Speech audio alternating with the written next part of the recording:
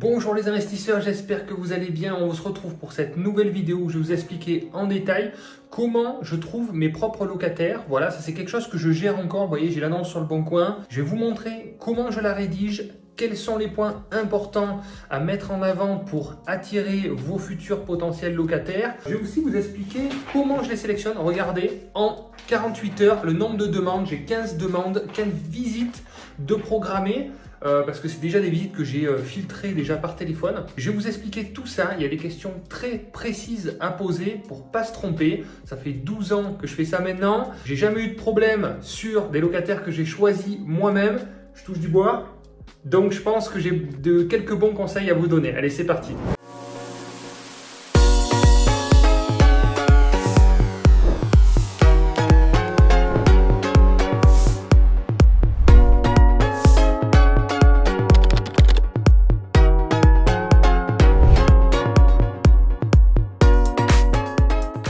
Bienvenue dans cette nouvelle vidéo où je vais vous expliquer comment trouver un locataire, un bon locataire et surtout le trouver rapidement. Parce que franchement, on parle souvent de rentabilité, on parle d'optimisation fiscale, etc. Mais franchement, avoir un appartement vacant, c'est la pire des situations. C'est ce qui peut vous plomber la rentabilité. Mais un mois finalement de vacances locatives, ça fait quasiment 10% en moins de revenus. Et donc forcément, avec le nombre, ça s'accumule et ça peut vite faire des montants importants. Donc, il faut réagir très rapidement. Si vous avez un appartement qui est en cours de rénovation et effectivement les travaux vont se terminer, il va falloir anticiper pour trouver un locataire avant que les travaux soient finis pour pouvoir enchaîner et puis louer le plus vite possible. Et si vous avez un départ locataire, il va falloir s'en occuper le plus tôt possible aussi parce que malheureusement, les locataires ont aussi des préavis à donner et on ne trouve pas un locataire du jour au lendemain. Donc, je vais vous expliquer à quel moment faire tout ça. On va regarder l'annonce là que j'ai publiée en détail. Je vais vous montrer, ça c'est une véritable annonce que j'ai postée moi-même sur le bon coin pour trouver un locataire. À chaque fois, ça loupe pas, j'ai beaucoup de demandes. Ce qui est intéressant, c'est que j'ai très peu de questions, de personnes qui m'appellent pour me poser des questions. Ça filtre énormément avec l'annonce où justement j'ai fait une annonce qui est complète, mais on n'en rajoute pas parce que sinon on perd aussi les candidats à la location avec un gros texte. On va à l'essentiel, mais on donne toutes les informations nécessaires. C'est parti, je vais commencer par vous montrer déjà l'annonce. Vous allez voir un petit peu comment elle est rédigée et après je vais vous expliquer comment je filtre parce que j'ai une feuille qui me sert bien pour poser les questions essentielles et pour voir si on débouche sur une visite ou pas. Allez, c'est parti. Allez, c'est parti. On se retrouve de l'autre côté. Donc là, on va regarder cette annonce, on va la décrypter pour voir qu'est-ce qui a fait que ça fonctionne bien et qu'est-ce que j'ai mis en avant. Donc déjà, la première photo, comme vous pouvez la voir, cette première photo, c'est celle qui va amener le clic. Donc là, je vous conseille, si vous avez une belle cuisine équipée, de mettre la photo de la cuisine parce que c'est assez vendeur. Là, on peut voir que c'est assez grand. Alors bien sûr, il y a la photo grand angle, donc voilà, donc maintenant, la plupart des téléphones sont équipés. Ce qui permet de prendre justement l'ensemble de la cuisine, ça c'est plutôt cool. Et surtout d'agrandir un petit peu les pièces, voilà, qui fait un effet un petit peu plus grand. Donc première photo, on met la cuisine. Là c'est occupé par des locataires, donc forcément il y a le frigo qui ne fait pas partie de l'appartement, le lave-vaisselle non plus. Moi je fournis le four, la plaque et la hotte. La chaudière est neuve. Et voilà, donc si c'est occupé par des locataires, bien sûr, l'idéal, c'est d'avoir un appartement qui soit bien rangé, ce qui n'est pas toujours évident, je le reconnais, mais ça fait très mauvais genre de publier des photos avec du bazar partout, etc. Ça donne une image vraiment très mauvaise de l'appartement qui est occupé par des personnes qui ne gèrent pas forcément bien, qui ne sont pas forcément soigneuses, donc ça donne moins envie forcément. Deuxième photo, alors là j'ai mis, franchement excusez-moi pour ça, là j'ai fait une faute, je reconnais, j'aurais dû enlever le tapis. Alors le tapis c'est moche. Donc enlevez le tapis, prenez une belle photo, là c'est une photo grand angle aussi qui permet de voir toute la salle de bain. Donc voilà, j'ai mis la salle de bain, souvent ce qui est demandé, enfin la salle d'eau, pardon, salle de bain c'est quand il y a une baignoire, salle d'eau puisque c'est une douche, c'est la cuisine et la salle d'eau, et après aussi l'espace de vie. Donc troisième partie, l'espace de vie. Donc là, petite erreur, j'aurais dû allumer la lumière. Voilà, ça c'est une des plus belles pièces aussi de l'appartement qui donne sur un grand balcon où on peut mettre un canapé. Donc, encore une fois, c'est bien rangé, on prend une photo grand angle, ça agrandit, on voit qu'il y a un balcon. Voilà, donc moi je suis resté sur du gratuit. 3 photos, ça suffit. On voit que tout est moderne, tout est bien tenu. Alors ensuite, dans le titre est très important. Donc vous voyez, j'ai mis, donc ça c'est un F4. Qu'est-ce qu'il y a vraiment d'important sur cet appartement? Il y a un garage, il y a un parking, il y a des balcons et il a été entièrement refait à neuf. Donc déjà, rien que dans le titre, on se rend compte que c'est très intéressant. Donc mettez vraiment les plus gros atouts de l'appartement dans le titre. Donc le prix, bien sûr, donc après, bon, ça vous connaissez, voilà, les mentions obligatoires, le type de pièce, la classe énergie, tout ça c'est obligatoire. Alors ici, dans la description, il faut décrire le logement, mais il ne faut pas trop en faire. Donc là, vous voyez, je mets la superficie de l'appartement, je mets qu'il y a des balcons, du parking, j'insiste encore sur les parkings et le garage et la cave, parce que c'est très pratique quand on a une famille et qu'on cherche un appartement de ce type. Ça suffit pour louer son logement. J'ai bien mis qu'il était au 3e étage, parce que c'est pareil, il y a peut-être des personnes âgées qui auront peut-être du mal à se positionner sur des appartements de 3e étage, donc je le spécifie bien. Je mets petit immeuble sécurisé, voilà, donc c'est un immeuble où il y a 6 appartements en fait, par interphone caméra, donc tout ça c'est sympa, ça montre le côté haut de gamme, au calme, voilà. Il se compose d'une cuisine équipée, voilà, four, plaque haute, on précise bien pour éviter les questions. Ce qu'il faut, c'est éviter que certains nous appellent pour nous poser des questions, voilà, qui vont nous faire perdre du temps. Alors là, avec une buanderie, voilà, un salon, 3 chambres, une salle d'eau et WC séparé. Voilà, je l'ai bien noté, WC séparé quand c'est séparé, parce que c'est un plus. Voilà. Chauffage individuel au gaz, donc le type de chauffage c'est toujours demandé, donc mettez-le. Double vitrage et volet roulant électrique. Voilà. Quartier Parc des Perrières, donc ça c'est vers chez moi, voilà, c'est un quartier. En fait, je ne mets pas l'adresse, si vous voulez, dans l'annonce. Par contre, je mets le quartier, voilà.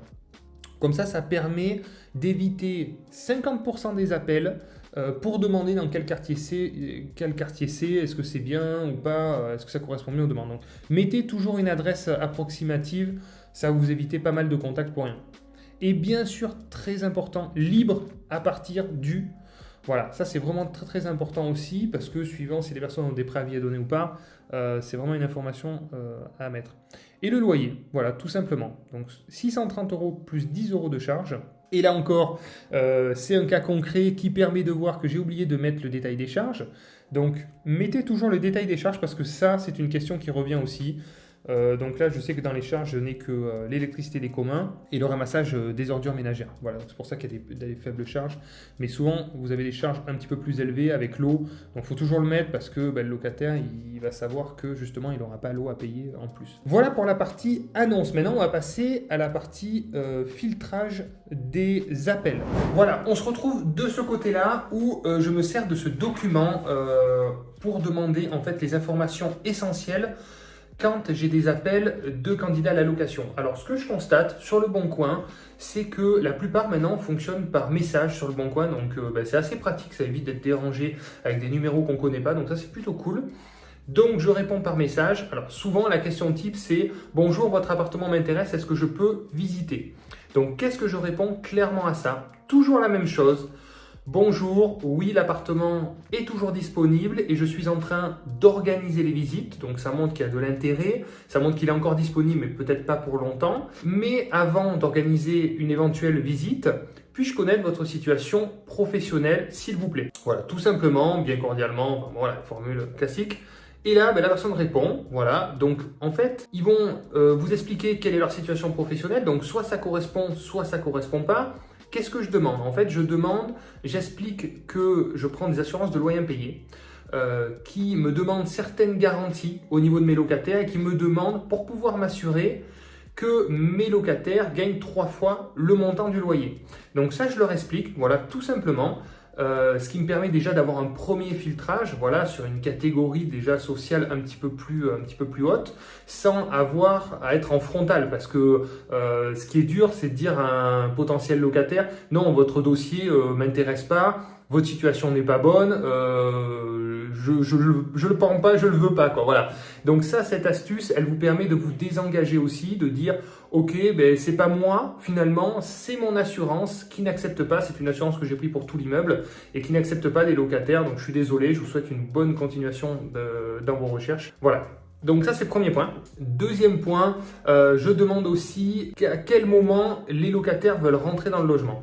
est-ce qu'ils ont un préavis à donner? Et donc, forcément, ce qui est très important à savoir, c'est que si votre logement est disponible là dans 15 jours ou dans un mois, si le locataire a 3 mois de préavis, ça va être compliqué parce que si vous avez un beau logement, vous allez avoir de la demande, comme c'est le cas. Là, vous voyez, j'ai une quinzaine de personnes qui vont visiter entre vendredi soir et samedi matin. Franchement, on n'a pas besoin d'attendre 3 mois et d'avoir une carence locative. Donc clairement, ça ne sert à rien de perdre son temps, de faire perdre son temps aussi aux candidats à la location. Donc clairement, moi je leur explique que malheureusement, je ne peux pas me permettre d'attendre ce délai-là parce que l'appartement est disponible avant. Donc deuxième filtrage assez important. Ensuite, comment ça se passe? C'est-à-dire que je leur demande leur situation professionnelle, je leur demande leur type de contrat, CDD, CDI, tout ça. Et il faut savoir que je prends toujours des assurances de loyer impayé, ça c'est vraiment c'est le cas, pour avoir une garantie en cas d'impayé, en cas de problème. Donc qu'est-ce qu'il y a comme assurance de loyer impayé? Donc en fait, il faut que quand un locataire, un candidat à la location vous appelle, de suite vous ayez le réflexe d'avoir une solution à lui proposer. Premièrement, il gagne 3 fois le montant du loyer, vous allez pouvoir souscrire l'assurance de loyer impayé classique. Donc ça c'est bon, c'est simple. Deuxième solution, vous avez la possibilité de prendre la garantie Visal. Donc il ne gagne pas 3 fois le montant du loyer, c'est pas grave. C'est quelqu'un qui a moins de 30 ans. Vous allez pouvoir souscrire cette garantie qui est gratuite, qui est proposée par l'État et qui vous couvre des loyers impayés pendant 3 ans et même des dégradations. Donc ça, il faut l'avoir en tête. Si c'est des gens que vous souhaitez peut-être faire visiter et prendre, vous avez cette solution qui s'offre à vous. Et troisième cas, c'est avoir un garant. Voilà, tout simplement. Donc les personnes qui n'ont pas forcément la capacité financière à assumer les 3 fois du montant du loyer, je demande éventuellement s'ils ont la possibilité d'avoir un garant. Voilà, j'ai changé de main parce que ça fatiguait, le téléphone est très lourd. Donc j'ai une colonne où je note le garant en fait, c'est-à-dire est-ce qu'il y a une possibilité d'avoir un garant, oui ou non. Et en fait, lors de l'entretien, à chaque étape, vous allez voir, je vais vous partager la feuille donc, que vous pourrez reprendre très facilement. Au fur et à mesure de l'entretien, vous allez voir si vous allez déboucher sur une visite ou pas. Voilà. Et donc forcément, à la fin, dans la case à droite, je note le jour et l'heure de la visite. Ce que je fais au niveau des visites, c'est que j'organise en général sur une demi-journée, sur 1 heure ou 2, le vendredi soir, là c'est le vendredi soir entre 17 et 18 h pour qu'il y ait le plus de monde possible, ou le samedi, souvent le week-end.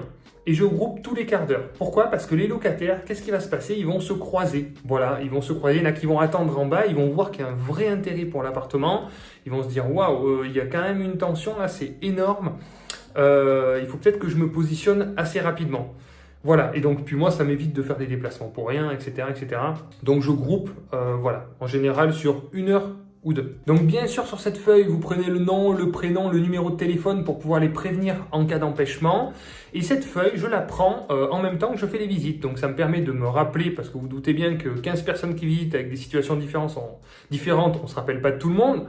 Je la prends avec moi et à chaque visite, en fait, à chaque sortie de visite, je leur demande s'ils sont intéressés ou pas pour l'appartement. Et là, il y a une astuce quand même très intéressante, c'est que si la personne est intéressée et elle va vous demander est-ce que c'est bon pour vous, et là, pour vous donner la possibilité de choisir le meilleur locataire que vous souhaitez prendre finalement, en qui vous allez louer l'appartement, j'ai une petite astuce, c'est que je dis que je respecte l'ordre des visites et je dis, excusez-moi, effectivement, je prends note de votre position ou de votre intérêt pour l'appartement. Par contre, je respecte l'ordre des visites. J'ai une personne qui m'a contacté avant vous et qui ne m'a pas encore donné sa réponse. Donc, je vous tiens au courant ce soir ou demain au plus tard pour le positionnement de l'appartement. Et ça, cette réponse, en fait, vous pouvez la donner à tout le monde. Donc ça vous permet de faire toutes vos visites tranquillement et puis de prendre votre décision plus tard, c'est-à-dire le soir ou le lendemain. Donc moi, pendant la visite, à droite sur la colonne rendez-vous, je me mets OK pour moi, bien, pas bien, etc. Et il y a un moment où il y a le feeling, en fait, je choisis mes locataires au feeling, en fait. Quand je vois que la personne, je peux lui faire confiance, bien sûr, il y a la situation et tout, mais ça déclic et je me dis, ça y est, c'est à eux que je vais louer, je le sens bien, c'est bon. Et alors là, effectivement, je le note sur cette feuille et après, il va falloir prévenir tous les autres candidats à la location. Et donc, pour les prévenir, encore une fois, je suis désolé, mais la personne qui était avant vous a réservé l'appartement. Je suis navré, je vous souhaite une bonne continuation dans vos recherches. Et voilà comment adoucir les choses et avoir la possibilité surtout de choisir le meilleur locataire. Voilà. Donc déjà, si vous proposez un bon logement, normalement, vous allez attirer un bon profil locataire, mais il va surtout bien falloir le sélectionner aussi. Très important aussi au niveau du choix des locataires, essayez de faire une harmonie dans l'immeuble. Si vous êtes propriétaire de l'immeuble, moi, c'est ce que j'essaye de faire. Ne mettez pas un jeune de 18 ans qui va se mettre en colocation avec des copains avec une personne qui est jeune retraitée qui va vouloir du calme par exemple. Donc sur plusieurs immeubles j'ai fait des harmonies assez différentes. Par exemple si je commence à mettre un cadre avec sa femme et ses enfants, voilà, évitez de mettre des jeunes qui sont encore en cours à l'école, etc., etc. Donc l'harmonie est très importante pour que les locataires se sentent bien et surtout qu'ils restent longtemps. C'est ce qui nous intéresse nous en tant que propriétaires. Donc s'il vous plaît, si la vidéo vous plaît, merci de me mettre un petit like, merci de me mettre un commentaire pour m'encourager. Parce que c'est ça qui m'aide en fait à développer la chaîne, à favoriser l'algorithme. C'est comme ça que ça marche. Donc je suis désolé de vous embêter avec ça. Vous devez dire mais ils saoulent tous à nous demander des likes et des commentaires. Mais c'est ce qui fait, c'est la loi de YouTube, donc c'est comme ça que ça marche. Donc je vous demande que ça, si ça vous plaît, si mon contenu vous plaît, de faire ça. Et pour tous ceux qui n'ont pas téléchargé le guide complet, vous avez un lien dans la description, c'est pareil, c'est gratuit pour pouvoir trouver vos biens, négocier et avoir un dossier bancaire complet. Merci d'avoir regardé la vidéo et puis écoutez, on se retrouve très vite pour de nouveaux sujets encore plus intéressants. J'ai pas mal de choses à vous dire, à vous partager. À bientôt les investisseurs, ciao!